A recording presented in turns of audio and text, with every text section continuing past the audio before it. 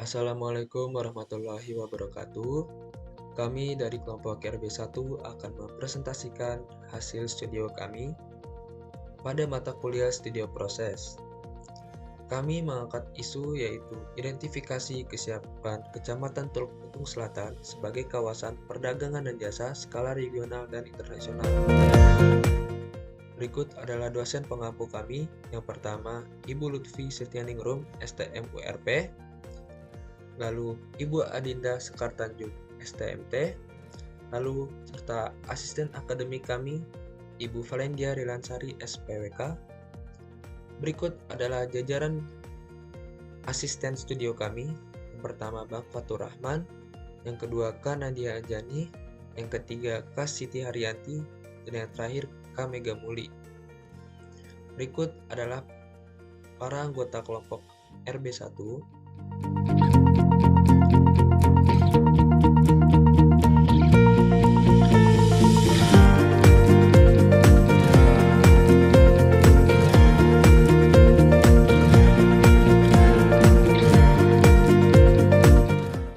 Berikut adalah outline. Yang pertama, latar belakang. Yang kedua, gambaran umum. Yang ketiga, cakupan aspek. Dan yang keempat, analisis SWOT. Latar belakang. Latar belakang studio kami yaitu dalam RT Kota Bandar Lampung, Kecamatan Teluk Betung Selatan ditetapkan sebagai kawasan perdagangan dan jasa skala regional dan internasional. Namun, aspek pendukung yang ada di Kecamatan Teluk Betung Selatan belum memadai dan belum bisa mendukung Kecamatan Teluk Betung Selatan sebagai kawasan perdagangan skala regional dan internasional.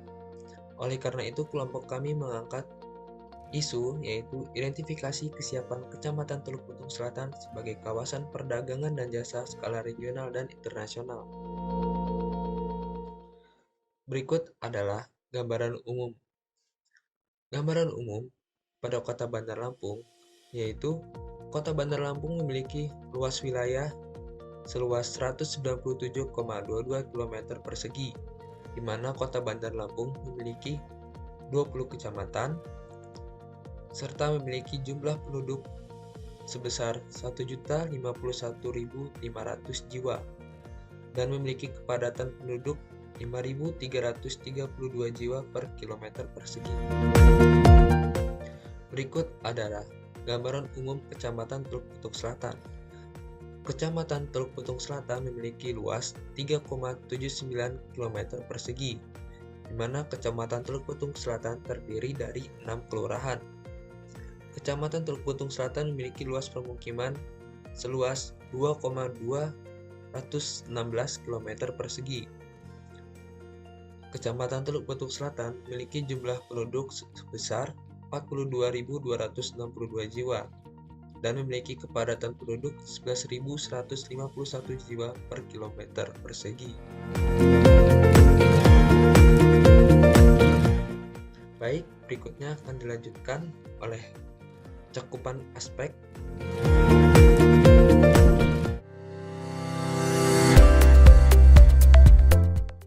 Yang pertama dimulai dari aspek fisik ruangan. Dimulai dari diagram alir. Untuk indikasinya, adanya gap antara fisik ruangan pada kondisi existing Kecamatan Teluk Betung Selatan dan kondisi ideal Kecamatan Teluk Betung Selatan. Untuk rumusannya, apakah terdapat gap pada struktur dan juga pola ruang di Kecamatan Teluk Betung Selatan antara kondisi existing dan juga kondisi ideal sebagai kawasan perdagangan dan jasa. Kemudian untuk tujuannya, mengidentifikasi gap pola dan struktur ruang Kecamatan Teluk Betung Selatan melalui kondisi existing dan kondisi idealnya sebagai kawasan perdagangan dan jasa. Untuk sasarannya, itu ada 4, di mana teridentifikasi gap existing dan ideal, kawasan lindung, dan kawasan budidaya. Teridentifikasi gap guna lahan existing dan ideal. Ketiga, teridentifikasi gap struktur ruang, ideal dan existing. Juga yang keempat, teridentifikasi gap jaringan jalan penghubung antara kondisi existing dan ideal. Untuk datanya, itu data observasi, dan juga data ideal dari SHP guna lahan, SHP kawasan lindung, dan juga SHP kawasan budidaya. Kemudian, adanya data observasi dan data ideal menurut permen atau undang-undang tentang lebar jalan existing, kemudian ada SAP persebaran fasilitas, dan juga nilai bobot fasilitas. Untuk analisisnya, itu analisis deskriptif spasial. Juga untuk yang di struktur ruang itu ada deskriptif spasial dan juga skalogram. Untuk outputnya yaitu gap antara pola ruang Kecamatan Teluk Betung Selatan dan juga gap struktur ruang di Kecamatan Teluk Betung Selatan. Kemudian masuk ke peta persebaran fasilitas pelayanan yang ada di Kecamatan Teluk Betung Selatan, yang dimana untuk peta ini sebagai acuan untuk peta struktur ruang existing yang ada setelah slide berikut ini, yang dimana terlihat bahwa Kelurahan Pesawaran sebagai pusat pelayanan yang ada di Kecamatan Teluk Betung Selatan. Kemudian masuk ke peta existing struktur ruang Kecamatan Teluk Betung Selatan. Di situ terlihat bahwa ada jalan yang menghubungkan antara Sumber Putri dan juga Gunung Pakuan. Itu ada di Jalan Basuki Rahmat. Ini memang untuk existingnya itu kolektor sekunder. Untuk ideal sendiri lokal sekunder. Kemudian ada jalan menghubungkan antara Gunung Pakuan dan juga Talang. Itu ada di Jalan WR Supratman. Untuk existingnya itu jalan kolektor sekunder. Dan berdasarkan PP, untuk idealnya lokal primer. Kemudian untuk jalan yang menghubungkan antara Talang dan Pesawahan itu ada jalan Ikan Tenggiri. Untuk existingnya ada di arteri sekunder. Untuk idealnya berada di lokal primer. Untuk jalan yang menghubungkan antara Pesawahan dan juga Teluk Betung, yang dimana ada pada jalan Laksamana Malhayati. Untuk existingnya kolektor primer, untuk idealnya lokal primer. Dan jalan yang menghubungkan antara Teluk Betung dan juga Gunung Mas itu ada di Jalan Sultan Hasanuddin. Untuk existingnya itu arteri sekunder dan idealnya lokal primer. Dan yang terakhir ada jalan yang menghubungkan antara Gunung Mas dan juga Sumber Putri, itu ada di Jalan Dr. Warsito. Untuk existingnya ada di lokal sekunder dan juga untuk idealnya ada di lokal sekunder.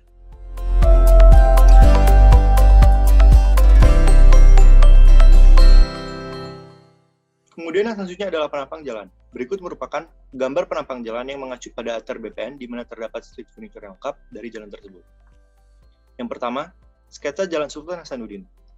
Penampang jalan pada Jalan Sultan Hasanuddin sudah cukup lengkap dengan adanya marka jalan, zebra cross, lampu jalan, trotoar, dan drainase tertutup dengan masing-masing 1,5 meter, serta lebar jalan sebesar 11 meter.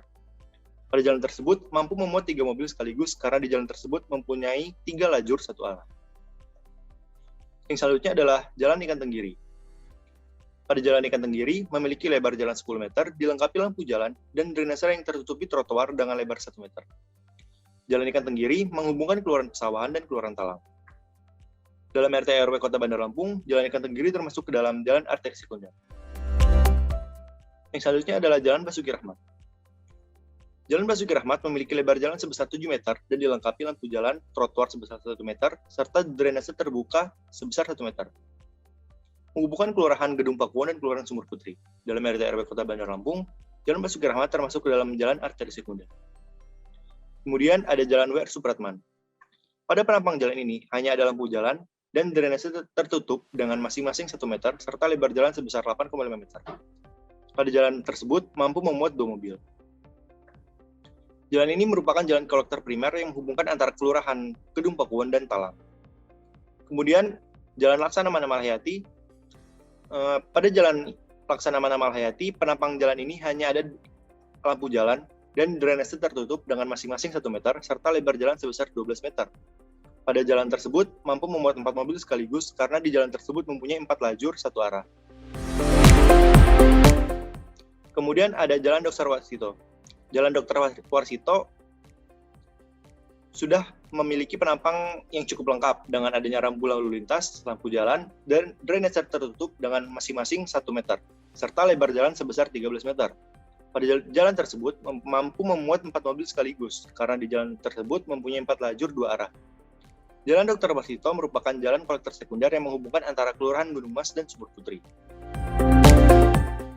Kemudian yang selanjutnya ada jalan penghubung antar pusat pelayanan. Pusat pelayanan yang ada dihubungkan dengan jalan penghubung antar pusat pelayanan.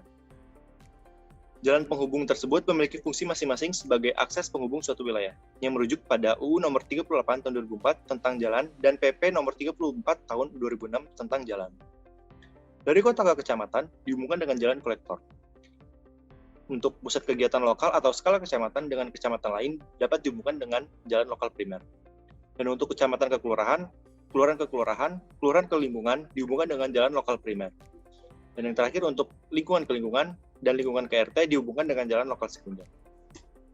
Yang selanjutnya adalah tabel pusat pelayanan.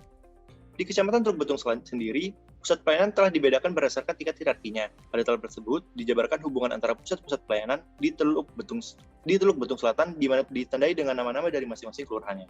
Seperti pada pusat pelayanan kota di pusat pelayanan kecamatan, yaitu pusat yang ada di Bandar Lampung ke Pesawahan dihubungkan dengan jalan kolektor primer. Pusat pelayanan kecamatan ke pusat pelayanan kecamatan, yaitu Pesawahan ke kecamatan lain yang ada di Bandar Lampung dihubungkan dengan ke jalan lokal primer. Pusat pelayanan kecamatan ke pusat pelayanan kelurahan, yaitu Kelurahan Pesawahan dengan Kelurahan Teluk Betung dan Kelurahan Talang. Pusat pelayanan kelurahan ke pusat pelayanan kelurahan, yaitu Kelurahan Talang dengan Kelurahan Teluk Betung. Pusat pelayanan kelurahan dengan pusat pelayanan lingkungan, yaitu Kelurahan Talang dengan Sumur Putri, Talang dengan Gunung Mas, Teluk Betung dengan Sumur Putri, dan Teluk Betung dengan Gunung Mas. Pusat pelayanan lingkungan ke pusat pelayanan lingkungan, yaitu Kelurahan Sumur Putri dengan Kelurahan Gunung Mas. Lalu pusat pelayanan lingkungan dengan pusat pelayanan RT, yaitu Kelurahan Gedung Pakuwon dengan Kelurahan Sumur Putri dan Kelurahan Gunung Mas. Yang selanjutnya adalah jaringan jalan. Berikut adalah hasil observasi yang sudah dilakukan oleh aspek fisik ruangan terhadap 14 jalan yang ada di Teluk Betung Selatan.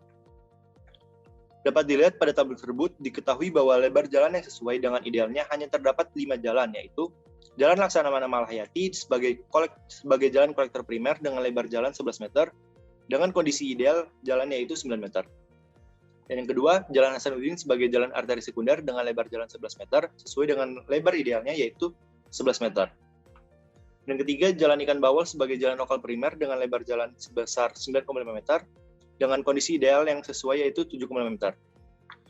Yang keempat, yaitu Jalan Ikan Kakap sebagai jalan lokal primer dengan lebar jalan sebesar 11,7 meter, dengan kondisi ideal jalan sebesar 7,5 meter. Yang kelima, Jalan Dr. Warsito sebagai jalan kolektor sekunder dengan lebar badan jalan 13 meter yang sesuai dengan kondisi jalan idealnya yaitu 9 meter.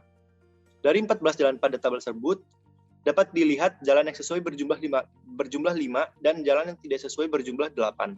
Setelah dilakukan observasi, jika dipresentasekan dalam bentuk diagram pie, hanya sekitar 35,7% jalan yang sesuai dan 64,3% jalan yang tidak sesuai.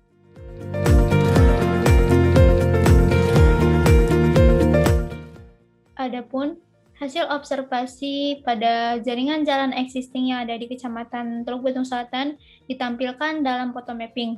Terdapat 10 jalan hasil observasi. Yang pertama yaitu Jalan Ikan Tenggiri dengan status jalan arteri sekunder. Yang kedua, Jalan W. Supratman dengan status jalan kolektor primer. Yang ketiga, Jalan Laksamana Malahayati dengan status jalan kolektor primer. Keempat, Jalan Kiai Haji Hashim Asy'ari dengan status jalan arteri sekunder. Yang kelima, Jalan Sultan Hasanuddin dengan status jalan arteri sekunder. Yang keenam, Jalan Ikan Belida. Yang ketujuh, Jalan Ikan Kakap. Kedelapan, Jalan Ikan Hiu. Kesembilan, Jalan Ikan Bawal. Dan ke-10, Jalan Ikan Pari. Di mana jalan tersebut memiliki status jalan yang sama, yaitu sebagai jalan lokal primer.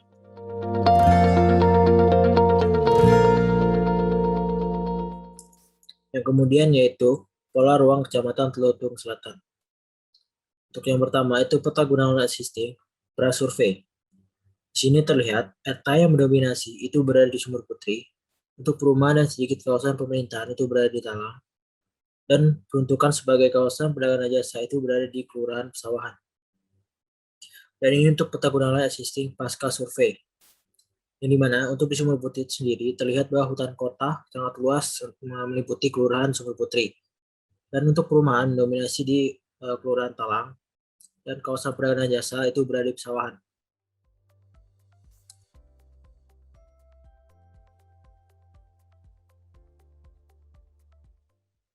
Berikut merupakan perbandingan peta guna lahan prasurvei dan pasca survei. Yang pertama adalah guna lahan existing prasurvei di Kelurahan Sumur Putri, yaitu terdapat 5 penggunaan lahan, yaitu perdagangan dan jasa, pemerintahan, perumahan, ruang terbuka hijau, serta lahan kosong.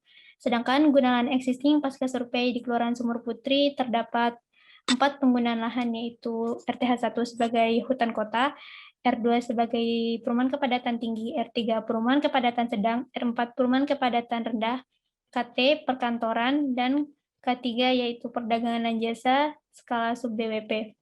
Terdapat perbedaannya antara guna lahan existing prasurvei dan pasca survei, di mana prasurvei kawasan didominasi oleh kawasan perumahan, sedangkan guna lahan existing pasca survei didominasi oleh kawasan ruang terbuka hijau atau hutan kota. Selanjutnya adalah guna lahan existing prasurvei pada Kelurahan Gedung Pakuan hanya terdapat 2 pengguna lahan, yaitu perumahan juga ruang terbuka hijau. Sedangkan guna lahan existing pasca survei Kelurahan Gedung Pakuan terdapat 4 penggunaan lahan, yaitu ruang terbuka hijau 1 atau hutan kota, perumahan kepadatan tinggi, perumahan kepadatan sedang, perumahan kepadatan rendah, perkantoran juga perdagangan skala sub-BWP. Sini terdapat perbedaan di mana guna lahan existing prasurvei didominasi oleh permukiman, sedangkan guna lahan existing pasca survei didominasi oleh ruang terbuka hijau serta perumahan. Selanjutnya adalah guna lahan existing prasurvei Kelurahan Talang. Terdapat 4 jenis penggunaan lahan, yaitu lahan kosong, perdagangan dan jasa, perkantoran, juga perumahan. Sedangkan guna lahan existing pasca survei yaitu terdapat 5 penggunaan lahan, yaitu RTH 6 atau Taman Kelurahan yang berada di Taman Dipangga, perumahan kepadatan tinggi, perumahan kepadatan rendah, perumahan kepadatan sedang, perkantoran, perdagangan dan jasa skala sub-BWP, juga lahan kosong. Guna lahan existing prasurvei maupun guna lahan existing pasca survei sama-sama didominasi oleh kawasan perkantoran juga kawasan perumahan. Selanjutnya adalah guna lahan existing prasurvei Kelurahan Pesawahan, di mana terdapat 3 penggunaan lahan, yaitu lahan kosong, perdagangan dan jasa, serta perumahan. Lalu untuk guna lahan existing pasca survei, yaitu terdapat 3 penggunaan lahan, yaitu lahan kosong, perdagangan dan jasa skala sub-BWP, dan juga perumahan kepadatan tinggi, di mana Kelurahan Talang merupakan orde 1 dari pusat pelayanan di Kecamatan Teluk Betung Selatan, di mana terdapat banyak kawasan perdagangan dan jasa. Selanjutnya adalah guna lahan existing prasurvei di Kelurahan Teluk Betung, yaitu memiliki 2 penggunaan lahan, yaitu perdagangan dan jasa, juga perumahan. Begitupun dengan guna lahan existing pasca survei, yaitu terdapat 2 penggunaan lahan, yaitu perumahan kepadatan tinggi, juga perdagangan dan jasa skala sub-BWP, di mana di Kelurahan Teluk Betung terdapat Pasar Kangkung yang merupakan pasar yang sering dikunjungi oleh masyarakat di Teluk Betung Selatan. Selanjutnya adalah guna lahan existing prasurvei di Kelurahan Gunung Mas, di mana terdapat 3 jenis pengguna lahan, yaitu perdagangan dan jasa, perkantoran, serta perumahan. Sedangkan untuk guna lahan existing pasca survei yaitu terdapat 4 penggunaan lahan, yaitu perumahan kepadatan tinggi, perumahan kepadatan sedang, perumahan kepadatan rendah, lahan kosong, perdagangan dan jasa skala sub-BWP, juga perkantoran, di mana keduanya didominasi oleh kawasan permukiman atau perumahan.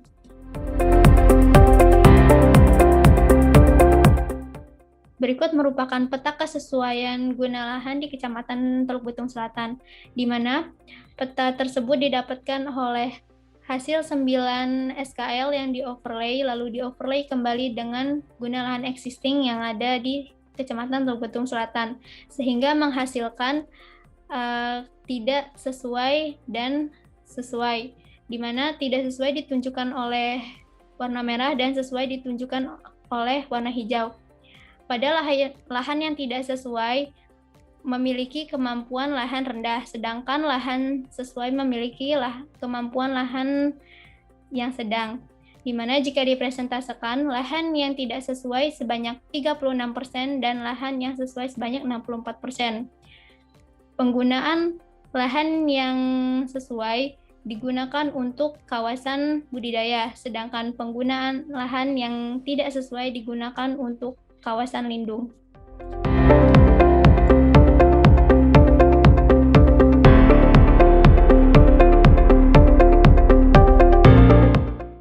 Selanjutnya terdapat perbandingan kondisi existing dengan presiden skala regional, yaitu Malang.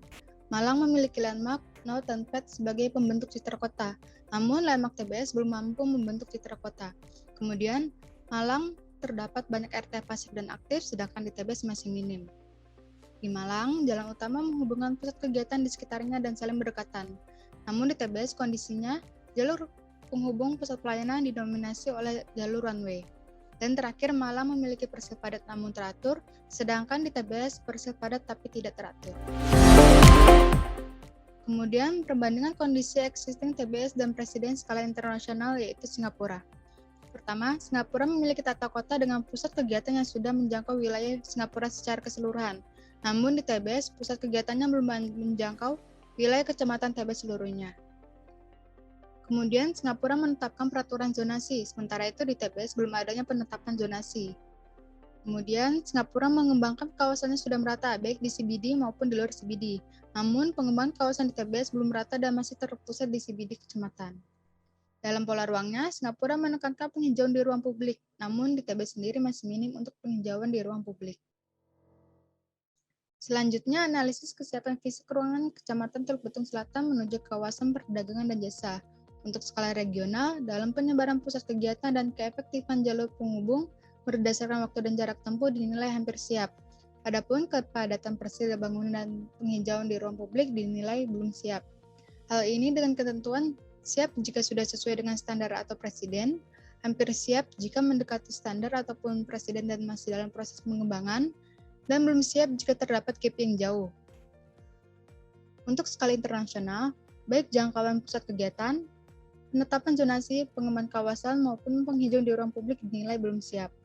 Maka berdasarkan penilaian tersebut, dapat disimpulkan bahwa Kecamatan Teluk Betung Selatan dikategorikan belum siap sebagai kawasan perdagangan dan jasa skala regional dan internasional berdasarkan aspek fisik ruangan. Sekian dari aspek fisik ruangan.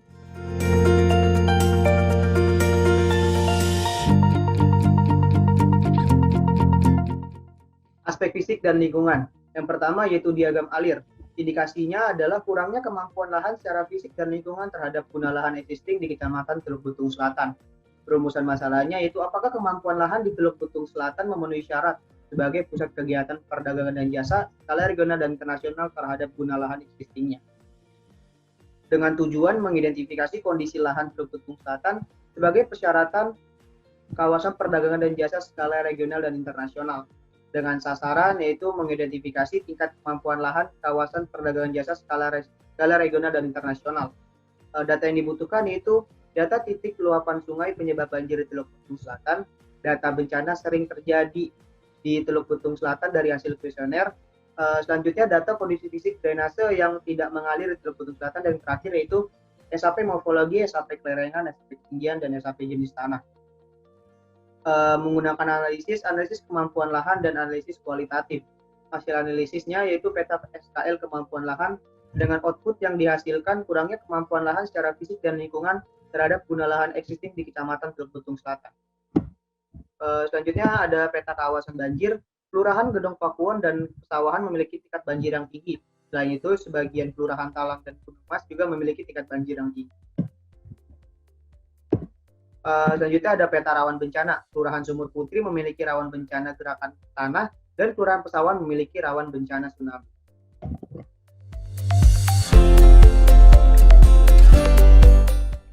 Berikut adalah peta titik luapan sungai yang terjadi di Kecamatan Teluk Betung Selatan, di mana observasi kami mendapatkan 4 titik luapan sungai. Yang pertama ada di Sungai Setra, kemudian di Sungai Sentral Listrik, kemudian ada di Sungai Kupang Tebah, dan yang terakhir berada di Sungai Blawo.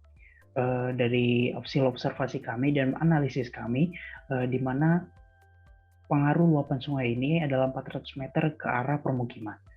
Kemudian berikutnya adalah peta titik drainase, di mana titik drainase ini menunjukkan drainase yang stagnan dan juga kotor dikarenakan sampah dan juga tumbuhan liar.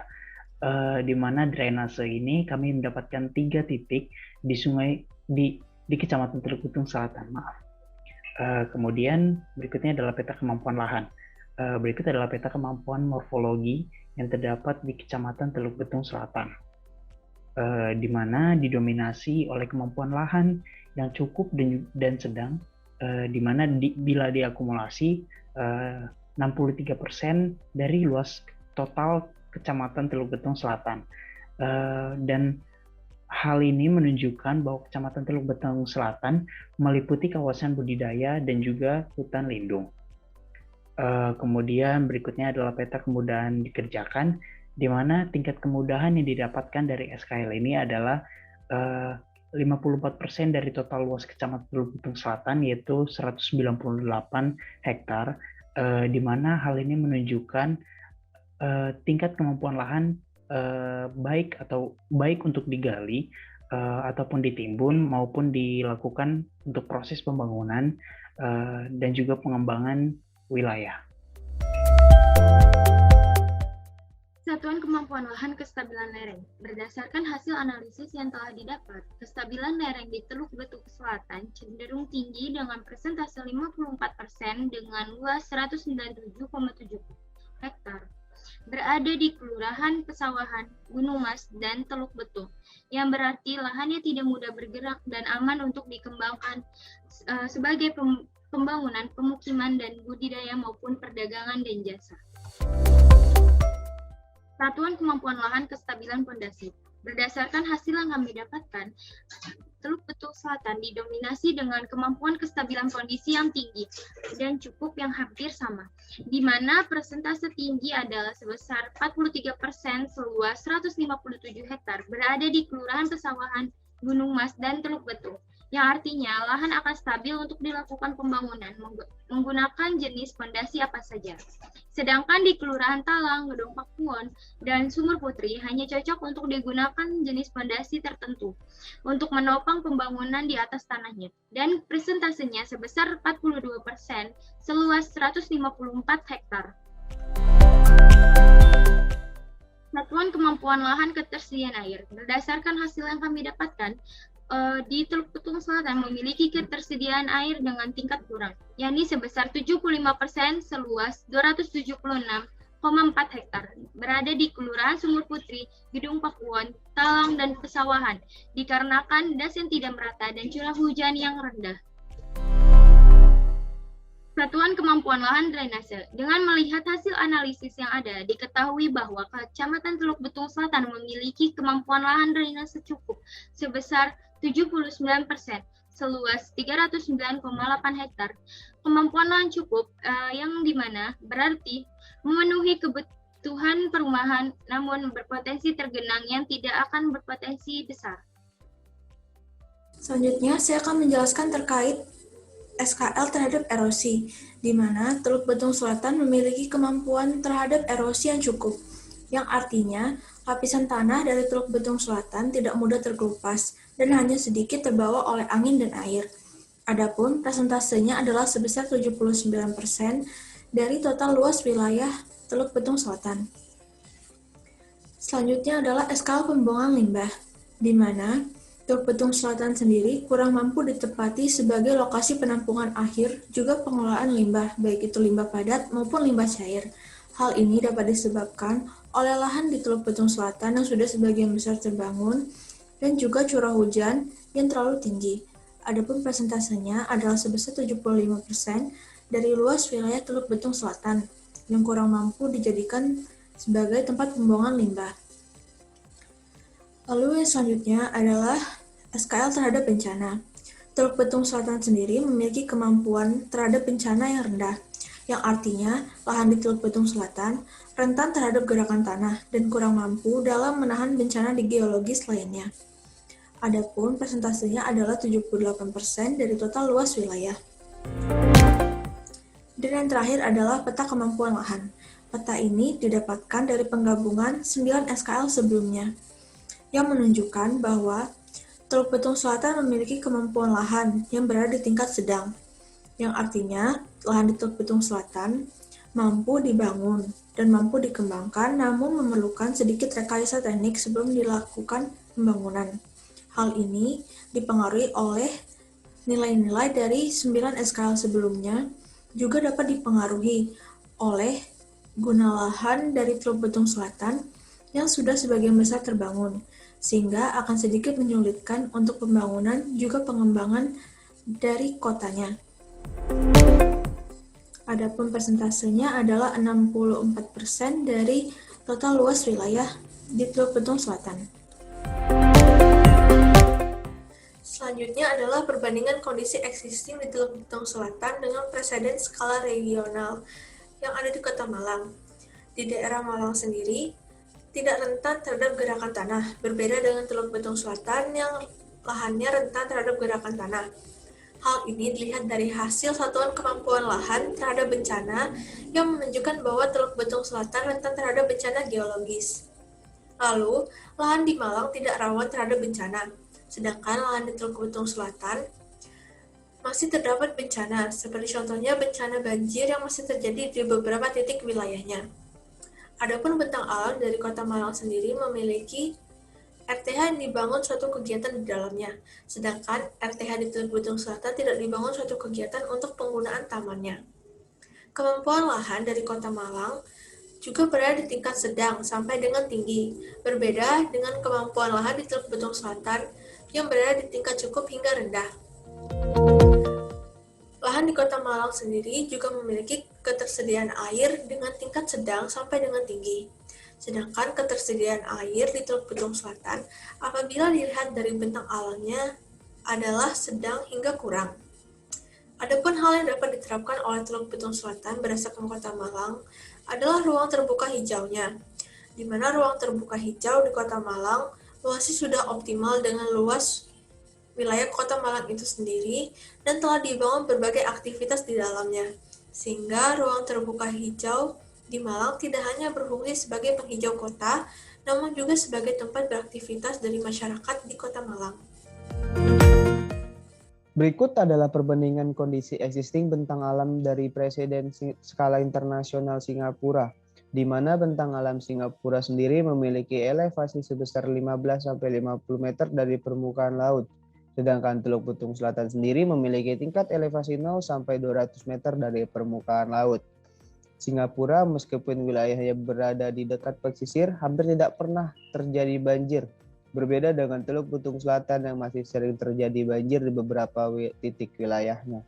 Daerah aliran sungai dari Singapura sendiri sudah merata, sehingga secara bentang alam tidak akan kekurangan air untuk menunjang pembangunan dan aktivitasnya. Berbeda dengan Teluk Betung Selatan yang daerah aliran sungainya masih kurang merata.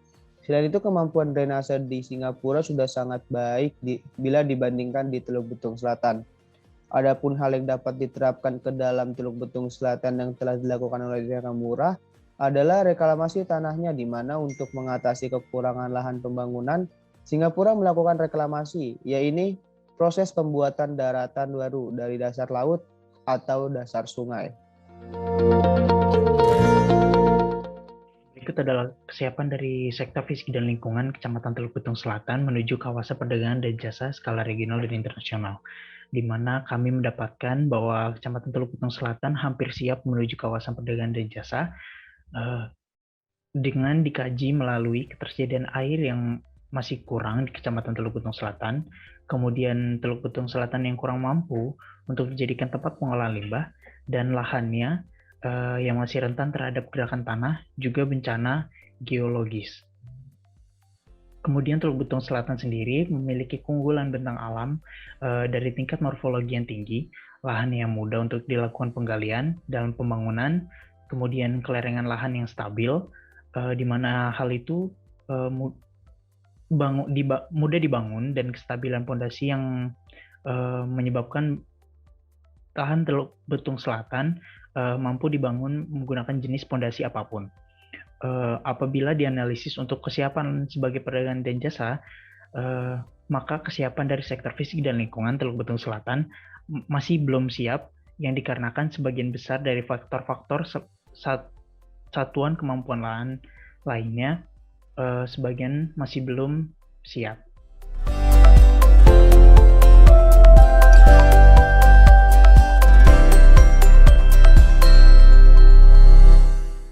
Ya, selanjutnya adalah aspek infrastruktur. Di sini terdapat diagram alir, yaitu indikasinya belum optimalnya sarana prasarana yang dilihat dari kondisi ideal dalam menunjang Kecamatan TBS sebagai perdagangan jasa skala regional dan internasional. Rumusannya adalah apakah sarana prasarana sudah memenuhi standar untuk menjadikan TBS sebagai perdagangan jasa skala regional internasional. Tujuannya adalah teridentifikasinya sarana prasarana existing dan ideal di Kecamatan TBS untuk menjadikan Kecamatan Teluk Betung Selatan sebagai kawasan perdagangan jasa skala regional dan internasional. Sasarannya, mengidentifikasi sarana dan prasarana existing di Kecamatan Teluk Betung Selatan. Lalu sasaran kedua, mengidentifikasi sarana prasarana ideal di Kecamatan Teluk Betung Selatan. Data yang kami gunakan adalah data hasil observasi, wawancara, kuesioner, dan SHP. Lalu ada dokumen standar nasional Indonesia, preseden, dan peraturan UU. Analisis yang kami gunakan adalah analisis spasial, analisis deskripsi, lalu hasil analisisnya adalah peta kondisi sarana prasarana existing dan sarana prasarana ideal. Outputnya adalah teridentifikasi ketimpangan antara kondisi existing dan ideal, sarana dan prasarana di Kecamatan Teluk Betung Selatan untuk menjadi kawasan perdagangan jasa skala regional dan internasional. Selanjutnya di sini terdapat infrastruktur air bersih. Untuk infrastruktur air bersih ini sudah terdistribusi ke beberapa kelurahan yang ada. Untuk di wilayah permukiman, air bersumber dari PDAM yaitu air bersih yang dialirkan. Sedangkan untuk wilayah perdagangan dan jasanya yaitu Kelurahan Pesawahan, itu sebagian besar menggunakan sumur bor.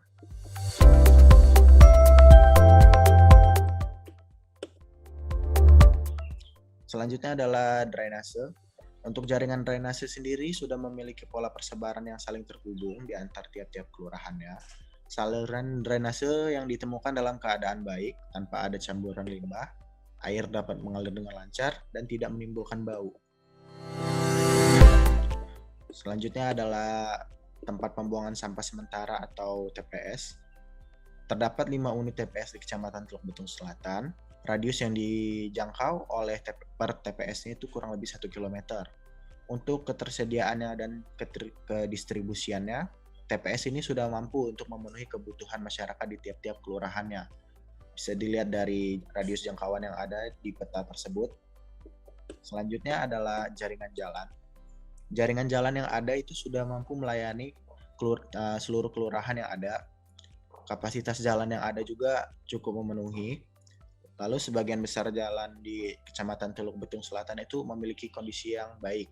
Untuk beberapa lokasi yang memiliki jalan rusak itu ada di Kelurahan Pesawahan, tepatnya di Jalan Ikan Kembung, Kelurahan Pesawahan. Selanjutnya itu adalah penampang jalan. Berikut merupakan penampang jalan yang sesuai dengan Permen ATR BPN di mana terdapat street furniture di dalamnya. Selanjutnya ini adalah penampang jalan di Sultan Hasanuddin yang kami ambil sampelnya dikarenakan ini merupakan salah satu jalan yang memiliki street furniture yang cukup lengkap di Kecamatan Teluk Betung Selatan. Pada penampang jalan ini tersedia fasilitas pejalan kaki, zebra cross, lampu jalan, lampu lalu lintas, dan untuk parkir off streetnya itu ditentukan jam-jamnya yaitu dari jam 6 pagi sampai jam 9 pagi saja. Untuk selanjutnya, kawasan ini dilarang parkir off street.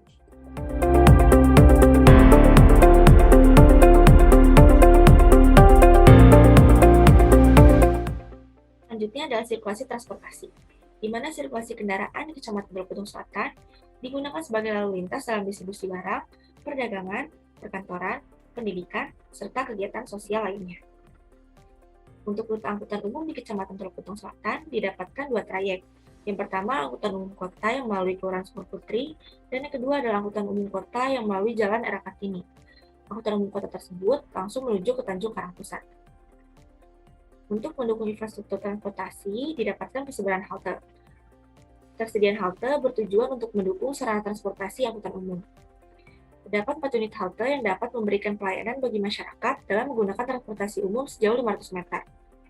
Namun, halte yang tersedia belum dapat melayani Kelurahan Sumur Putri dan Kelurahan Gedong Pakuan.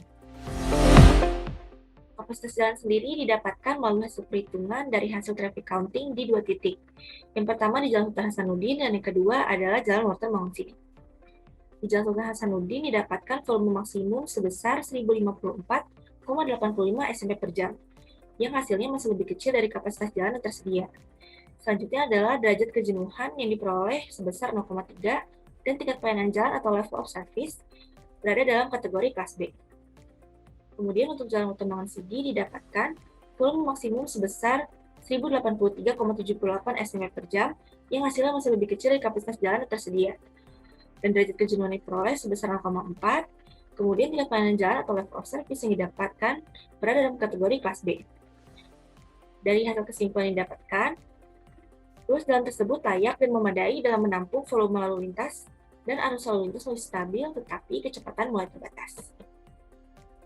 Selanjutnya adalah infrastruktur listrik, di mana persebaran jaringan listrik yang ada di Kecamatan Teluk Betung Selatan sudah tersebar merata di setiap kelurahan.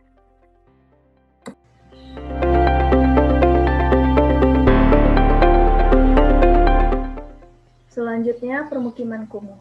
Di Kecamatan Teluk Betung sendiri terdapat dua permukiman kumuh. Yang pertama terdapat di permukiman kumuh nelayan, dan yang kedua permukiman kumuh Kampung Texas, di mana dua permukiman kumuh ini berada di Kelurahan Pesawahan. Kondisi bangunan di Kampung Texas sendiri sedikit goyang, tidak terdapat erupsi tank, dan rumah terbangun di lahan pemerintah atas perizinan bangunan yang didapatkan dari RT atau RW. Sedangkan untuk kondisi bangunan di Kampung Nelayan dibangun secara permanen dan jalannya bisa dilewati oleh kendaraan bermotor. Terus juga sumber air yang didapatkan itu berasal dari subsidi pemerintah atau berasal dari PDAM. Selanjutnya terdapat sarana pendidikan, di mana di Teluk Betung sendiri terdapat 8 TK, 24 SD, SMP terdapat 7, dan SMA 4. Secara radius pencapaian menurut SNI, sarana sudah mampu menjangkau wilayah yang ada di Kecamatan Teluk Betung Selatan.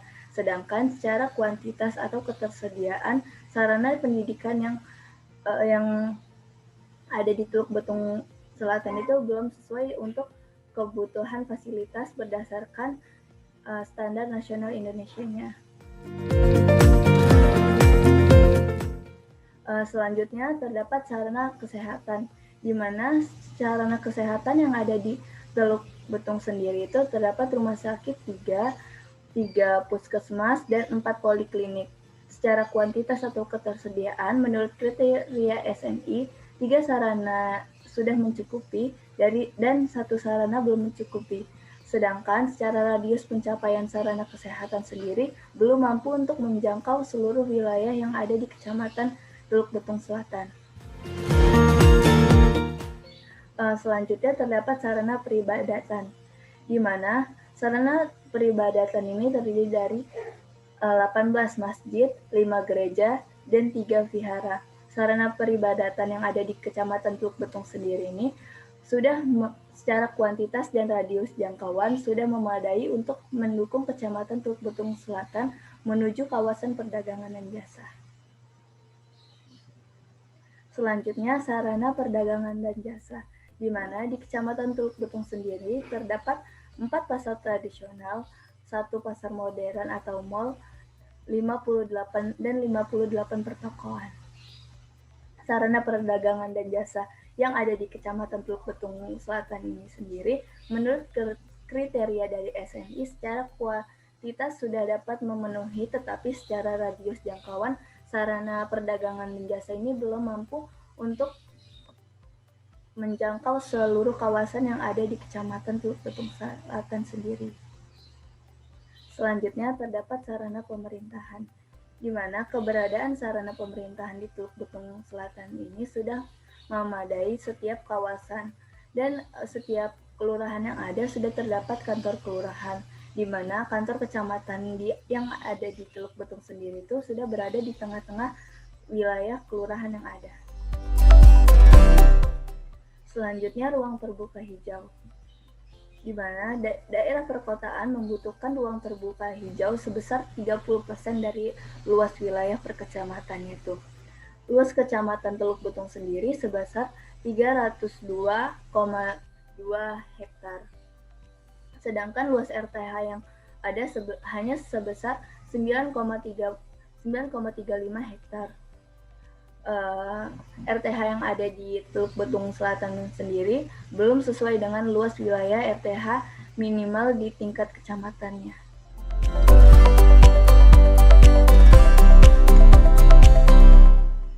Terima kasih. Selanjutnya adalah perbandingan kondisi existing yang ada di Kecamatan Teluk Betung Selatan dengan presiden skala regional, Malang. Poin pertama, dilihat dari ruas jalan, yang dimana ruas jalan Malang ruas jalan itu sudah memadai, dan kondisi jalannya juga sudah baik. Sedangkan di Kecamatan Teluk Betung Selatan, ruas jalannya itu sudah memadai, tetapi masih terdapat jalan rusak. Poin yang kedua adalah jaringan drainase. Jaringan drainase di Kota Malang dan di Kecamatan Teluk Betung Selatan itu sudah memadai dan dikelola dengan baik. Di Kecamatan Teluk Betung Selatan, jaringan drainasenya itu dibagi menjadi 3. Jaringan drainase primer, jaringan drainase sekunder, dan jaringan drainase tersier. Poin yang ketiga itu adalah sarana pendidikan. Sarana pendidikan di Kota Malang itu sudah memadai, sedangkan di Kecamatan Teluk Betung Selatan belum memadai, dikarenakan hanya ada satu sarana pendidikan yang sesuai dengan jumlah yang dibutuhkan secara kuantitas dan ketersediaannya. Poin yang keempat itu adalah ruang terbuka hijau. Ruang terbuka hijau di Malang dan juga di Teluk Betung Selatan belum memadai. Hal ini dikarenakan belum seluas 30%. Di Kota Malang itu hanya seluas 9,6% dari luas wilayahnya, dan di Kecamatan Teluk Betung Selatan itu sebesar 2,7% dari luas wilayahnya. Poin yang kelima adalah air bersih. Air bersih di Kota Malang itu tidak memadai, dikarenakan PDAM-nya itu tidak terdistribusi dengan baik. Sedangkan di Kecamatan Teluk Betung Selatan sudah memadai, dikarenakan PDAM-nya sudah terdistribusi dengan baik di setiap kelurahannya. Selanjutnya adalah perbandingan kondisi existing yang ada di Kecamatan Teluk Betung Selatan dengan presiden skala internasional negara Singapura. Poin pertama dilihat dari ruas jalannya, yang dimana ruas jalan di Singapura itu sudah sesuai dan kondisi jalannya juga sudah baik, tidak terdapat jalan rusak. Sedangkan di Kecamatan Teluk Betung Selatan, ruas jalan itu sudah memadai, tetapi masih terdapat jalan rusak. Poin yang kedua adalah jaringan drainase. Jaringan drainase di Singapura itu sudah baik dan memiliki area resapan air yang baik. Sedangkan di Kecamatan Teluk Betung Selatan itu sudah memadai dan dikelola dengan baik. Untuk jaringan drainasenya itu terdapat 3 bagian, yaitu jaringan drainase primer, sekunder, dan tersier. Poin yang ketiga itu adalah sarana pendidikan. Sarana pendidikan di negara Singapura itu sudah memadai, sedangkan di Kecamatan Teluk Betung Selatan itu belum memadai. Hal ini dikarenakan hanya ada satu sarana pendidikan yang sesuai dengan jumlah yang dibutuhkan secara kuantitas dan ketersediaannya. Poin yang keempat itu adalah ruang terbuka hijau. Ruang terbuka hijau di Singapura itu sudah optimal, dengan luas yang terbuka sebesar 47%, dan hal ini sudah memenuhi karena sudah melebihi 30% dari luas wilayahnya. Sedangkan di Kecamatan Teluk Betung Selatan belum memadai, dikarenakan luas ruang terbuka hijaunya hanya sebesar 2,7%. Poin yang kelima adalah air bersih. Air bersih di Singapura sudah memadai, dan Singapura juga termasuk negara Hydro Hub, yang dimana negaranya dapat mengelola air secara mandiri, dan air tersebut juga sudah termasuk air siap konsumsi masyarakat. Sedangkan di Kecamatan Teluk Betung Selatan itu sudah memadai, tetapi belum bisa seperti negara Singapura, yaitu mengelola air siap minum. Selanjutnya adalah analisis kesiapan Kecamatan Teluk Betung Selatan menuju kawasan perdagangan dan jasa skala regional dan internasional. Untuk skala regional, Kecamatan Teluk Betung Selatan masih terdapat infrastruktur yang belum siap, seperti infrastruktur air limbah, permukiman, dan ruang terbuka hijau. Dan sisanya infrastrukturnya sudah siap dan hampir siap. Sedangkan dari skala internasional, masih terdapat infrastruktur yang belum siap, seperti infrastruktur air bersih, infrastruktur air limbah, infrastruktur persampahan, infrastruktur transportasi, permukiman, sarana pendidikan, sarana kesehatan, ruang terbuka hijau, sarana perdagangan dan jasa. Sedangkan infrastruktur lainnya itu sudah siap dan hampir siap. Sehingga didapatkan kesimpulan bahwa kesiapan infrastruktur di Kecamatan Teluk Betung Selatan skala regional dan internasional. Dari skala regionalnya, itu infrastruktur di Kecamatan Teluk Betung Selatan itu hampir siap, sedangkan di skala internasionalnya itu infrastruktur di Kecamatan Teluk Betung Selatan itu belum siap. Sekian dan terima kasih.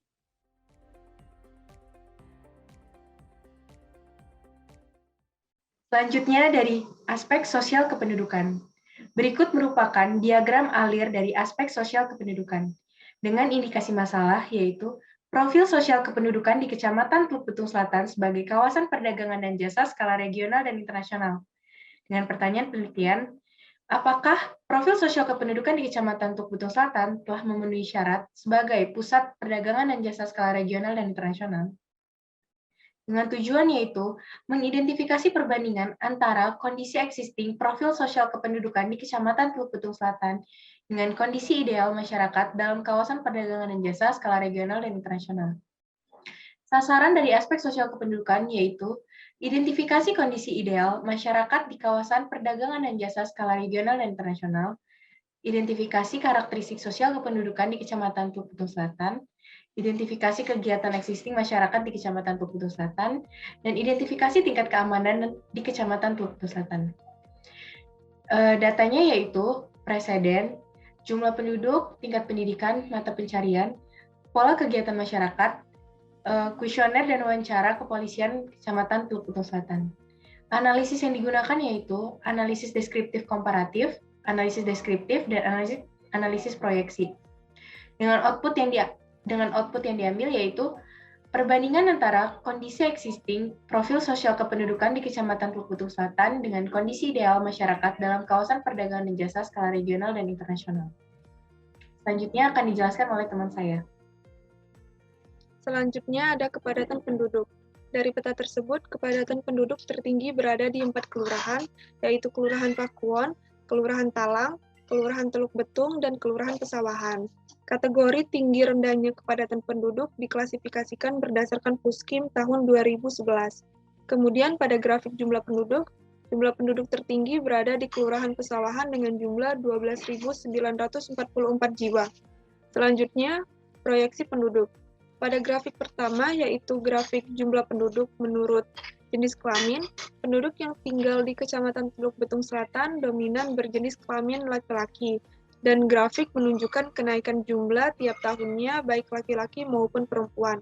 Lalu pada grafik kedua, yaitu grafik laju pertumbuhan penduduk, menunjukkan bahwa pada tahun 2018 laju pertumbuhan penduduk sempat mengalami penurunan. Namun di tahun berikutnya, laju pertumbuhan penduduk mengalami kenaikan mendekati angka 2. Dari kedua grafik tersebut dapat dihitung proyeksi penduduk Kecamatan Teluk Betung Selatan. Dari hasil perhitungan, jumlah penduduk di Kecamatan Teluk Betung Selatan terus mengalami kenaikan sebesar 729 jiwa. Selanjutnya ada mata pencarian dan tingkat pendidikan. Sebagian besar penduduk Kecamatan Teluk Betung Selatan bermata pencarian sebagai buruh. Kemudian untuk tingkat pendidikan di Kecamatan Teluk Betung Selatan tergolong rendah karena rata-rata penduduk hanya lulusan SD, SLTP, dan SLTA. Baiklah, di sini saya akan menjelaskan tentang kegiatan berkumpul masyarakat yang ada di Kecamatan Teluk Betung Selatan. Terdapat beberapa titik kumpul masyarakat, yaitu di Taman Dwi Bangga yang dijadikan tempat berkumpul di waktu sore hari hingga malam hari. Selanjutnya yaitu waktu kumpul di gang, yaitu pada sore hari. Dan selain itu pula terdapat beberapa pos ronda yang dijadikan tempat berkumpul oleh masyarakat di waktu pagi hari, siang hari, dan sore hari. Selanjutnya yaitu kegiatan gotong royong yang ada di Kecamatan Teluk Betung Selatan, di mana masyarakat Kecamatan Teluk Betung Selatan masih memiliki budaya dan tradisi yang masih kuat, yaitu pada acara kegiatan gotong royong. Masyarakat setempat melakukan secara rutin di setiap kelurahannya pada hari Selasa dan Jumat. Selanjutnya yaitu kebiasaan masyarakat Kecamatan Teluk Betung Selatan dalam membuang sampah, di mana partisipasi masyarakat Kecamatan Teluk Betung Selatan masih terbilang rendah. Dengan kondisi ini dapat dilihat dari masih banyaknya sampah berserakan di pinggir jalan. Kesadaran masyarakat dalam mengolah sampah hanya sebatas menyediakan pewadahan untuk pengumpulan sampah, yaitu bak sampah dan kantong plastik.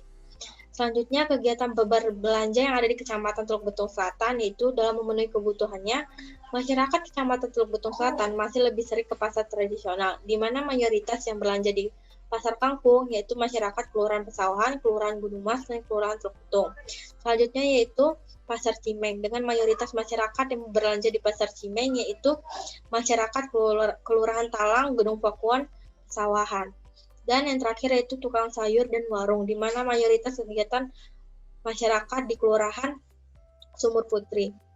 Selanjutnya yaitu suku dan budaya yang ada di Kecamatan Teluk Betung Selatan, di mana acara-acara besar keagamaan rutin dilakukan oleh masyarakat di Kecamatan Teluk Betung Selatan seperti Imlekan, Isra Mi'raj, dan terdapat pula upaya untuk mempertahankan budaya dan seni lokal seperti kegiatan perawisan.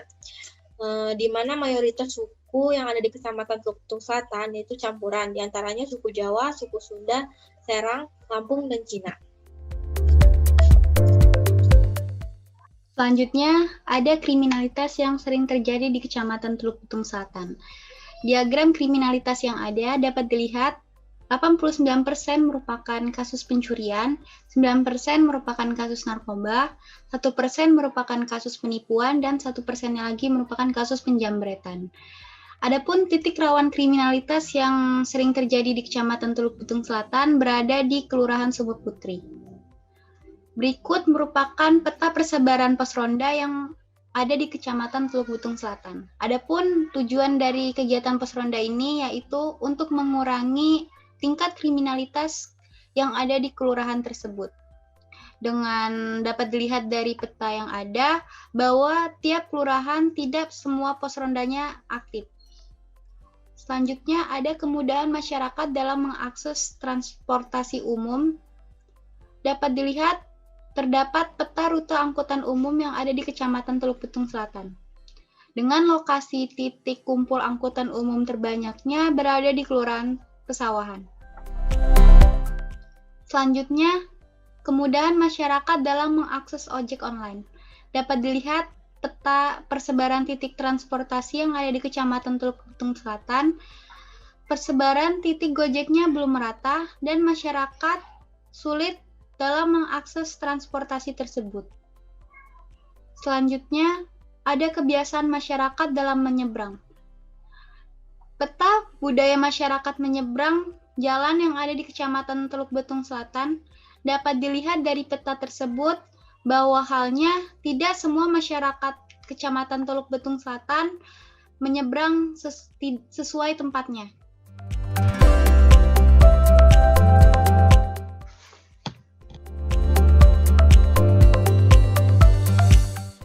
Baik, selanjutnya saya akan bahas terkait perbandingan kondisi existing dan juga preseden skala regional dan juga skala internasional.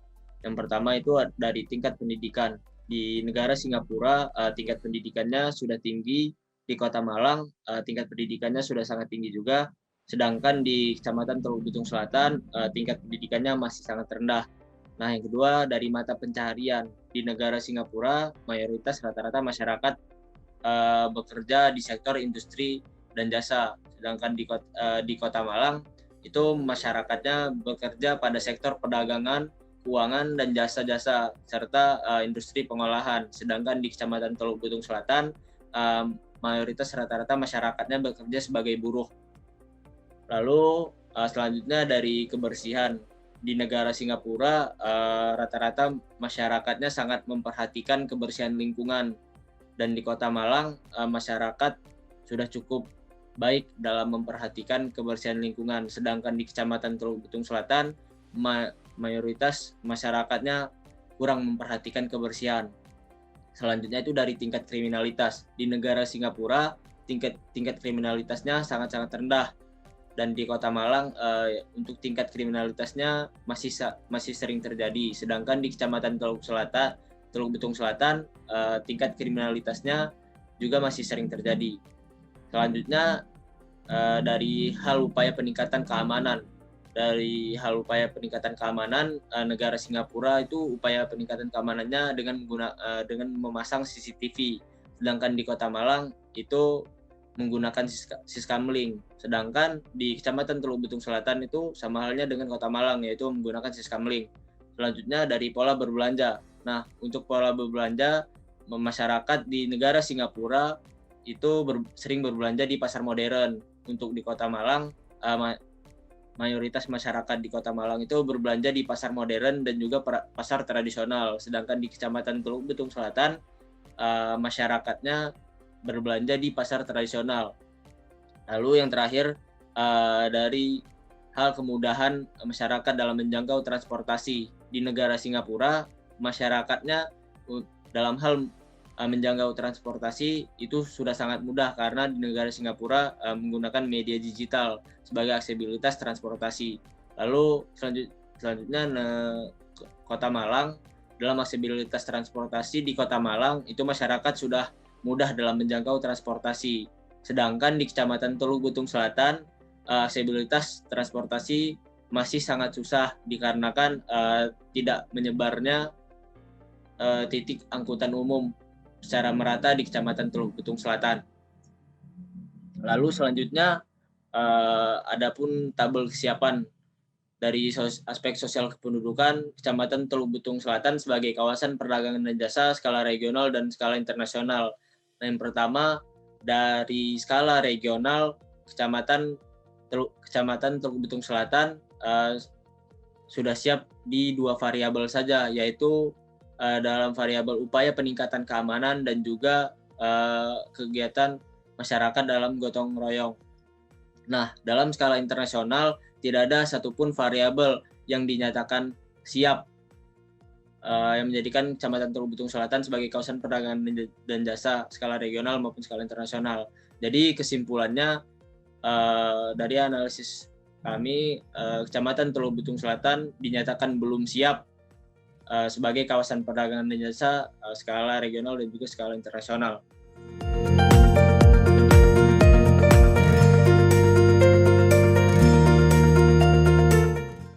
Baiklah, di sini saya akan menjelaskan diagram alir aspek sosial ekonomi dengan indikasi profil sosial ekonomi Teluk Betung Selatan sebagai pusat perdagangan dan jasa skala regional dan internasional. Dengan pertanyaan penelitian, apakah profil sosial ekonomi Teluk Betung Selatan memenuhi syarat sebagai pusat perdagangan dan jasa regional dan internasional? Dengan tujuan yaitu identifikasi perbandingan kondisi existing dan ideal antara profil sosial ekonomi Teluk Betung Selatan dengan persyaratan sebagai kawasan perdagangan dan jasa skala regional dan internasional. Dengan sasaran yaitu identifikasi kondisi ideal kawasan perdagangan dan jasa regional dan internasional, identifikasi mata pencarian dan pendapatan masyarakat, identifikasi lokalisasi ekonomi, identifikasi omset UMKM dan pasar modern.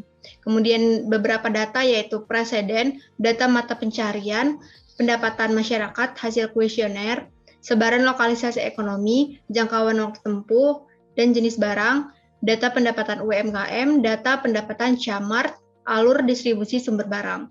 Dengan analisis 1, yaitu komparasi kondisi existing dan ideal, analisis deskriptif dan analisis inferensial, analisis lokalisasi ekonomi, analisis economy of scale. Dengan output pertama, yaitu gap kondisi existing dan ideal perdagangan dan jasa. Kemudian rata-rata pendapatan penduduk Kecamatan Teluk Betung Selatan, mata pencarian utama di Teluk Betung Selatan, pendapatan peta persebaran aglomerasi perdagangan dan jasa, peta waktu tempuh, jenis kegiatan ekonomi, perbandingan omset UMKM dan camart, dan cara pemanfaatan skala ekonomi. Kemudian analisis kedua dan output kedua, yaitu fishbone potensi dan masalah. Kemudian kesiapan sektor ekonomi Kecamatan Teluk Betung Selatan menuju kawasan perdagangan dan jasa skala regional dan internasional.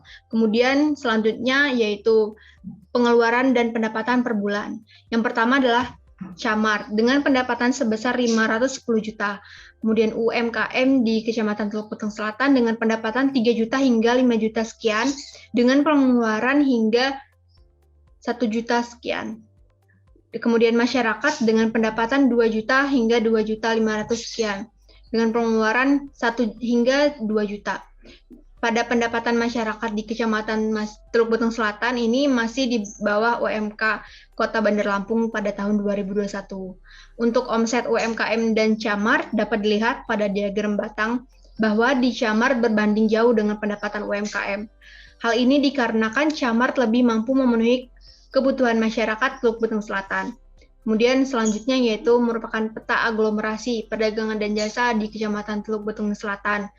Dapat dilihat di Jalan Ikan Tenggiri, Ikan Hiu, dan Jalan Laksamana Malayayati terdapat aglomerasi dengan jenis toko, suku cadang, warung kecil, kuliner, dan bengkel.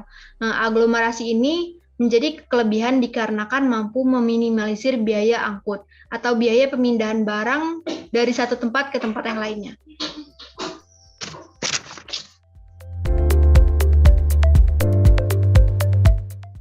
Di sini saya akan menjelaskan tentang peta persebaran perdagangan dan jasa yang ada di setiap kelurahan yang ada di Kecamatan Teluk Betung Selatan. Yang pertama yaitu Kelurahan Teluk Betung. Perdagangan dan jasa di Kelurahan Teluk Betung itu pada kondisi existingnya beraglomerasi atau berpusat di Jalan Ikan Krisi dan Jalan Ikan Pari, yang merupakan lokasi dari Pasar Kangkung. Selain itu, pengelompokan kegiatan perdagangan dan jasa di Kelurahan Teluk Betung itu berada di Jalan Laksamana Malahayati dan Jalan Ikan Bawal yang terdapat aglomerasi di sepanjang jalannya. Kemudian yang kedua, Kelurahan Pesawahan.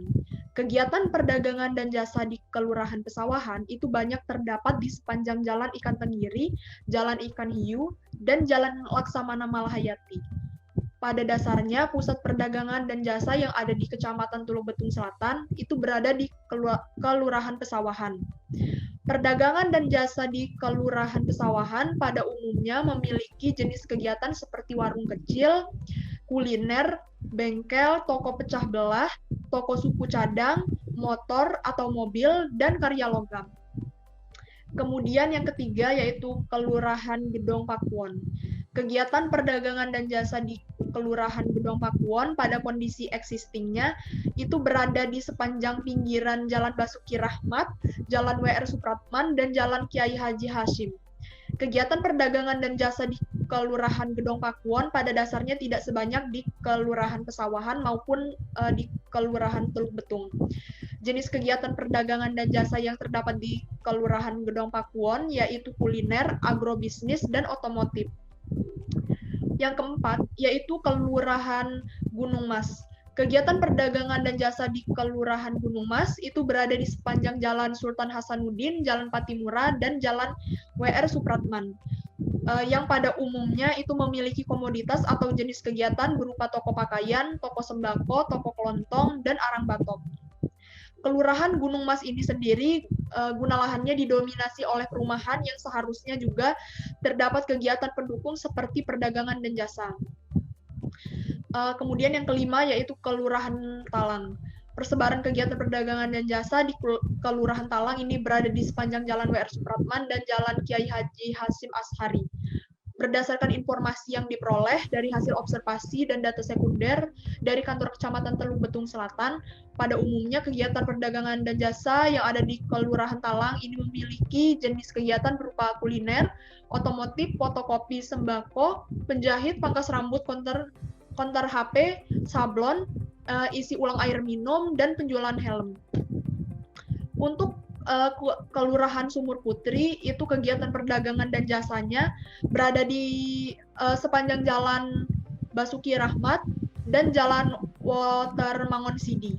Berdasarkan informasi yang diperoleh dari observasi dan data sekunder dari Kantor Kecamatan Teluk Betung Selatan, itu umumnya kegiatan perdagangan dan jasa yang ada di Kelurahan Sumur Putri itu memiliki jenis kegiatan seperti tempat jahit, warung kecil, panglong kayu, dan juga kuliner. Baiklah, berikutnya adalah distribusi sumber barang perdagangan dan jasa di Kecamatan Teluk Betung Selatan.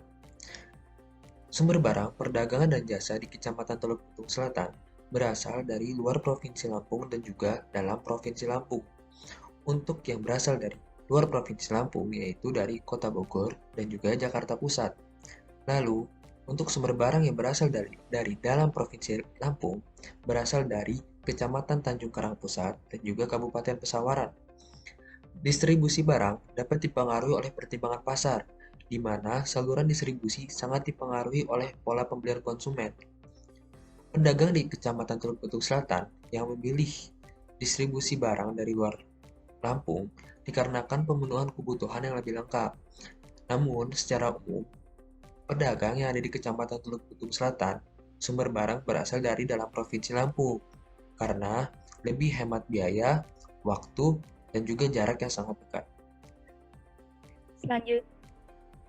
Selanjutnya terkait preseden internasional dan preseden regional terhadap kondisi existing yang berada di Kecamatan Teluk Betung Selatan. Pertama, preseden internasional yang berada di negara Singapura. Pertama, Singapura telah memprioritaskan kegiatan ekspor. Namun, di Kecamatan Teluk Betung Selatan tidak ada kegiatan ekspor terhadap barang-barangnya. Kemudian, Singapura sebagai negara dengan teknologi yang maju dan berkembang dengan pesat sehingga dapat menciptakan inovasi-inovasi baru dan menjadi negara maju. Tetapi di Kecamatan Teluk Betung Selatan masih menggunakan manual. Selanjutnya, Singapura juga telah menjalin kerjasama dengan negara lain dalam perusahaan multinasional. Tetapi di Kecamatan Teluk Betung Selatan tidak ada kerjasama ekonomi. Selanjutnya, Singapura juga menarik investor dengan strategi ZPE atau zona memprosesan ekspor. Dengan itu, investor berdatangan sehingga citra ekonomi yang ada di negara Singapura semakin bagus dan berkembang dengan pesat.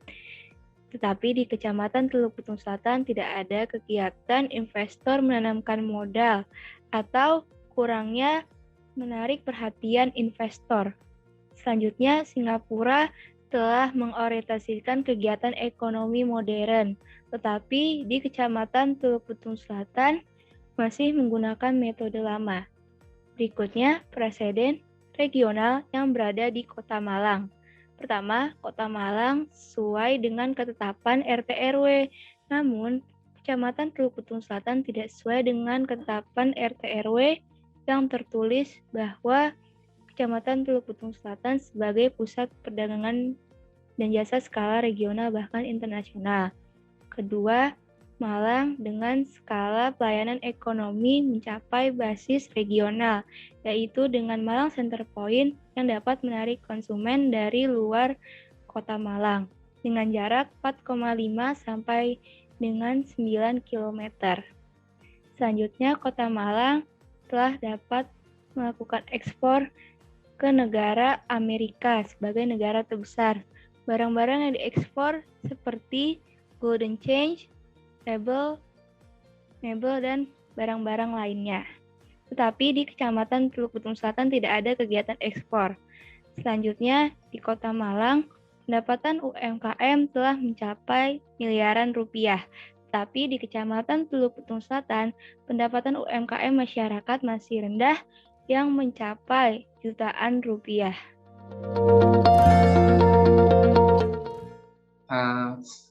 Baiklah, saya akan melanjutkan penjelasannya berdasarkan presiden regional dan internasional pada slide sebelumnya. Berikut merupakan analisis kesiapan sektor ekonomi Kecamatan Teluk Betung Selatan menuju kawasan perdagangan dan jasa skala regional dan internasional. Di sini kami membuat semacam fishbone potensi dan masalah untuk mengetahui berbagai potensi dan masalah kondisi existing perdagangan jasa di Teluk Betung Selatan, di mana menghasilkan isu strategis yang pasca survei, yaitu belum siapnya sektor ekonomi Kecamatan Teluk Betung Selatan sebagai kawasan perdagangan dan jasa skala regional dan internasional.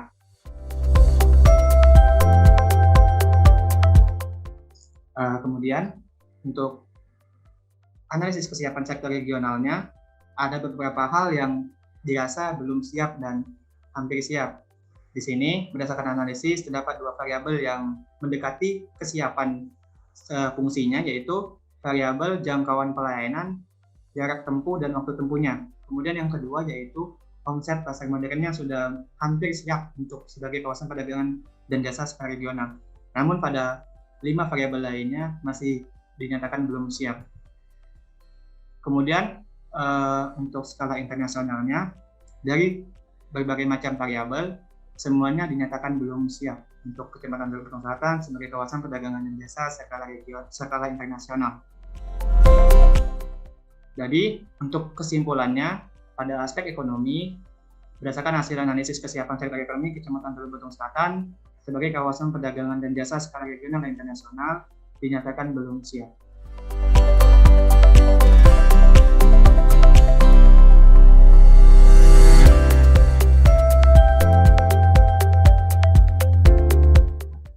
Aspek kelembagaan dan pembiayaan. Diagram alir. Indikasi. Peran dan fungsi lembaga pemerintah dan non-pemerintah dalam mengembangkan Kecamatan Teluk Betung Selatan sebagai kawasan perdagangan jasa berskala regional dan internasional. Rumusan. Bagaimana peran dan fungsi lembaga pemerintah dalam mempersiapkan Kecamatan Teluk Betung Selatan sebagai kawasan perdagangan dan jasa yang berskala regional dan internasional. Tujuan. Identifikasi sistem kelembagaan dan pembiayaan dalam mempersiapkan Kecamatan Teluk Betung Selatan terkait fungsinya sebagai kawasan perdagangan dan jasa. Sasaran: mengidentifikasi sistem kelembagaan dan pembiayaan dalam perkembangan Kecamatan Teluk Betung Selatan yang dipersiapkan sebagai kawasan perdagangan jasa berskala regional dan internasional. Data: lembaga-lembaga aktif yang ada di Kecamatan Teluk Betung Selatan, skema penanganan jalan rusak, drainase, pembuangan sampah, kebijakan dan program pemerintah, serta sumber pembiayaan. Analisis yang digunakan adalah analisis deskriptif. Outputnya yaitu peran kelembagaan dan pembiayaan pemerintah daerah terkait pengembangan Kecamatan Teluk Betung Selatan sebagai kawasan perdagangan dan jasa berskala regional dan internasional. Skema kelembagaan di Kecamatan Teluk Betung Selatan. Di Kecamatan Teluk Betung Selatan memiliki 4 lembaga aktif yang turut berperan serta dalam mengembangkan kecamatannya, mulai dari Pokdarwis, Pokdakan Karya Laut, Karang Taruna, PKK. Untuk Karang Taruna dan PKK sendiri sering melakukan kerjasama untuk melaksanakan sebuah kegiatan ataupun acara. Dari survei yang telah dilakukan di Kecamatan Teluk Betung Selatan, usaha perdagangan dan UMKM paling banyak ditemukan di kecamatan ini. Untuk itu, perizinan sangat penting bagi para pelaku usaha produktif dan UMKM. Ini merupakan skema pembuatan izin usaha mikro kecil atau IUMK yang langsung dikerjakan oleh masyarakat dengan 2 cara, yaitu offline dan online. Untuk offline sendiri, masyarakat melakukan pengajuan permohonan perizinan di kantor kecamatan dengan mengisi formulir. Kemudian nanti dari kecamatan melakukan pemeriksaan yang dilakukan oleh camat.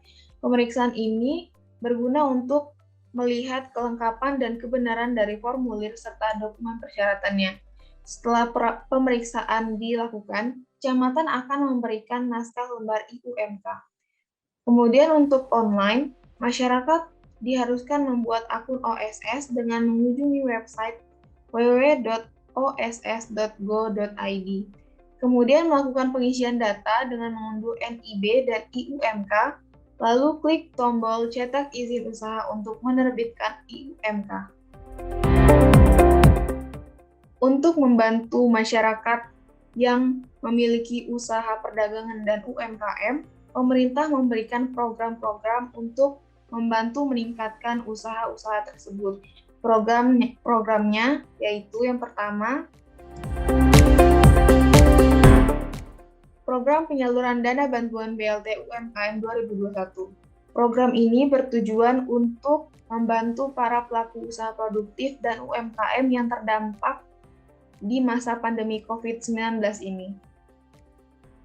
Penyalurannya dimulai dari pelaku usaha UMKM sendiri yang melakukan pengajuan secara mandiri ke Dinas Koperasi dan UMKM Kota Kabupaten, lalu disampaikan langsung ke Dinas Koperasi dan UMKM tingkat provinsi, yang kemudian dilanjutkan ke Kemenkop dan UMKM Deputi Bidang Usaha Mikro. Lalu program yang kedua ada Penyaluran Kredit Ekonomi Kerakyatan atau EKOR. Program ini sesuai dengan Peraturan Wali Kota Bandar Lampung Nomor 19 Tahun 2014 tentang pedoman penyaluran kredit ekonomi kerakyatan untuk para pelaku usaha produktif di Kota Bandar Lampung. Penyalurannya dengan pelaku usaha UMKM atau usaha produktif yang melakukan pengajuan permohonan ke Kasih Pemberdayaan Kelurahan setempat, lalu dilanjutkan ke Dinas Koperasi dan UMKM atau Dinas Perdagangan dan Jasa Kota Bandar Lampung untuk keputusan lolos atau tidaknya berkas pengajuan permohonan yang diberikan oleh para pelaku usaha produktif atau UMKM ini. Nanti keputusannya dari Dinas Koperasi dan UMKM atau Dinas Perdagangan dan Jasa Kota Bandar Lampung.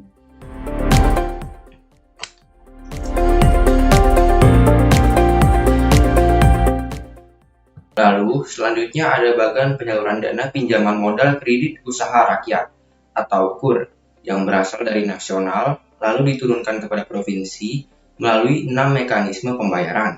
Di antaranya ada Bank BUMN, BPD, Bank Umum Swasta, pembiayaan, koperasi, dan kurs syariah. Adapun sumbernya berasal dari Dinas Koperasi dan UMKM Kota Bandar Lampung. Lalu, selanjutnya ada juga pariwisata untuk mendukung perdagangan dan jasa yang ada di kota. Lalu selanjutnya juga ada pariwisata. Berdasarkan keputusan Wali Kota Bandar Lampung, bahwasanya kawasan Sumur Putri menjadi salah satu kawasan yang memiliki potensi untuk dijadikan sebagai desa wisata. Dengan adanya pariwisata ini, diharapkan bisa mendukung perdagangan dan jasa yang ada di Kecamatan Teluk Betung Selatan. Lalu selanjutnya ada pembiayaan. Sumber dana yang digunakan untuk mengembangkan sektor perdagangan dan UMKM, serta dana bantuan pinjaman modal usaha didapatkan dari APBD Kota Bandar Lampung. Sementara itu, untuk pariwisata berasal dari DAK atau dana alokasi khusus sebesar 1,2 miliar yang diberikan oleh Kota Bandar Lampung kepada Kecamatan Teluk Betung Selatan untuk meningkatkan kualitas pariwisata yang ada di Kelurahan Sumur Putri. Baik, saya akan menjelaskan mengenai aspek pendukung perdagangan dan jasa. Yang pertama, aspek infrastruktur mengenai permasalahan jalan rusak dan permasalahan drainase. Bagi masyarakat yang ingin mengajukan aduan, harus disertakan dengan bukti foto mengenai jalan rusak yang kemudian dibawa ke kelurahan setempat maupun kecamatan dan juga bisa ke Pemkot Wali Kota. Bagi masyarakat yang mengajukan ke kelurahan setempat, maka dari kelurahan setempat akan diproses ke kecamatan dan kemudian kembali diproses oleh Pemkot Wali Kota hingga akhirnya diproses oleh Dinas PU. Sama halnya dengan permasalahan drainase. Bagi masyarakat yang ingin mengajukan aduan permasalahan drainase, harus menyertakan bukti foto yang dapat dibawa ke kelurahan setempat, kecamatan maupun ke Pemkot Wali Kota. Jika membawanya ke kelurahan setempat, maka dari kelurahan setempat akan diproses ke kecamatan, kemudian dari kecamatan diproses ke Pemkot Wali Kota, dan kemudian terakhir diproses oleh Dinas PU. Selanjutnya mengenai aspek infrastruktur, mengenai sampah-sampah dari masyarakat.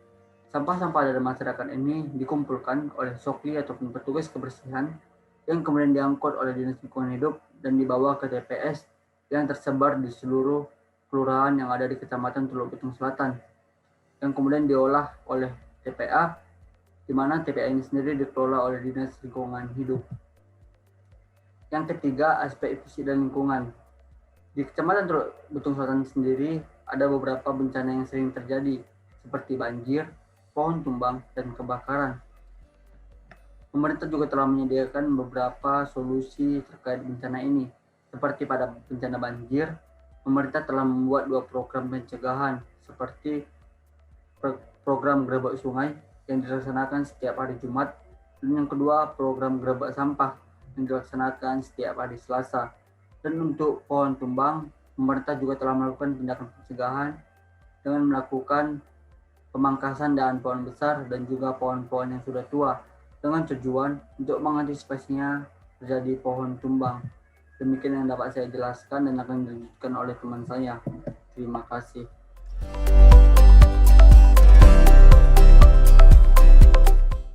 Baik, di sini saya ingin menjelaskan perbandingan presiden internasional, regional, dan kondisi existing di Teluk Betung Selatan.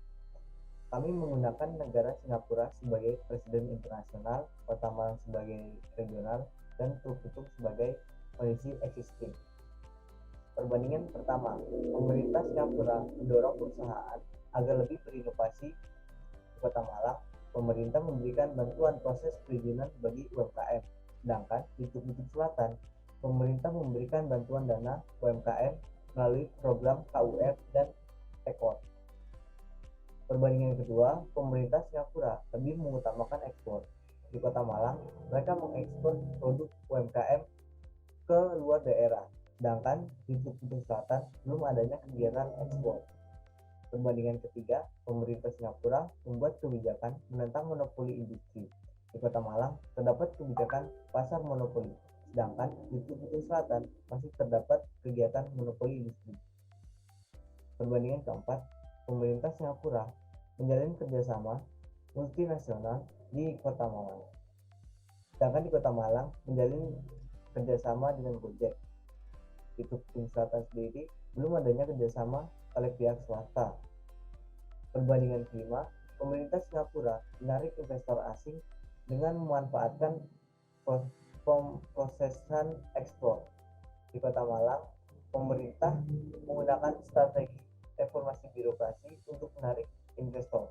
Sedangkan di Teluk Betung Selatan, kurangnya strategi untuk menarik investor. Berikut adalah tabel kesiapan kelembagaan dan pembiayaan Kecamatan Teluk Betung Selatan sebagai kawasan perdagangan dan jasa skala regional dan internasional. Dalam tabel tersebut dapat dilihat hanya peran pemerintah dalam mendukung perdagangan dan jasa yang hampir siap. Sedangkan kegiatan ekspor, kebijakan menentang monopoli, kerjasama dengan pihak lain, dan strategi menarik investor dinyatakan belum siap. Maka dapat disimpulkan bahwa Kecamatan Teluk Betung Selatan dikategorikan belum siap sebagai kawasan perdagangan dan jasa skala regional dan internasional berdasarkan aspek kelembagaan.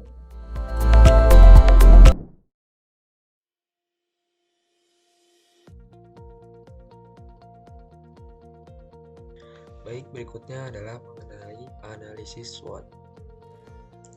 Dapat dilihat bahwa Kecamatan Teluk Betung Selatan memiliki keunggulan dan juga peluang, yaitu RT/RW Kota Bandar Lampung yang menetapkan Kecamatan Teluk Betung Selatan sebagai kawasan perdagangan dan jasa skala regional dan internasional.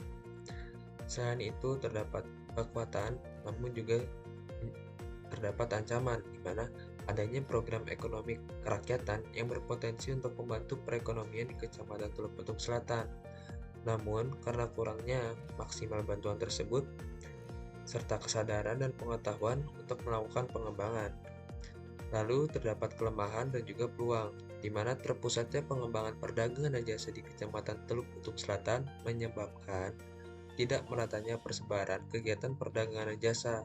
Padahal dari segi satuan kemampuan lahan, Kecamatan Teluk Betung Selatan termasuk kemampuan lahan sedang dan dinilai dapat mendukung pembangunan kegiatan perdagangan dan jasa yang ada di sana. Lalu terdapat kelemahan dan juga ancaman, di mana rendahnya kualitas sumber daya manusia dalam melakukan kegiatan ekonomi akibat rendahnya kualitas pendidikan dan menyebabkan kurangnya inovasi pengembangan perdagangan dan jasa. Sekian dari kelompok kami RB1. Mohon maaf bila ada salah kata. Kami ucapkan terima kasih. Assalamualaikum warahmatullahi wabarakatuh.